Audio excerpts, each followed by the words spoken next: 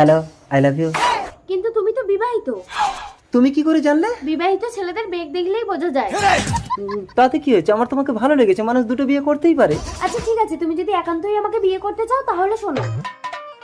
ঠিক আছে, আমি এক্ষুনি যাচ্ছি। শম্পা, কি হয়েছে গো? এ বাড়িতে আর থাকা যাবে না, এ বাড়ি ছাড়তে হবে, চলো। কেন? এ বাড়ি আমি বিক্রি করে দিয়েছি। কি বলছো তুমি? আমার স্বপ্নের বাড়ি। আরে ছাড়ো তোমার স্বপ্নের বাড়ি, শহরে আমি বিরাট বাড়ি কিনেছি, চলো। সত্যি? তাড়াতাড়ি রেডি হয়ে এসো। আমি রেডি।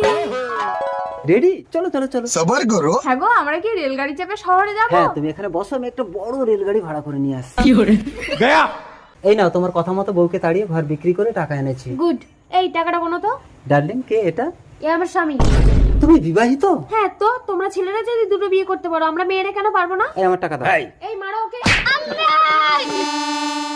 কি ব্যাপার, সকাল থেকে সন্ধে হয়ে গেল এখনো কি একটা রেলগাড়ি ভাড়া করতে পারেনি? কত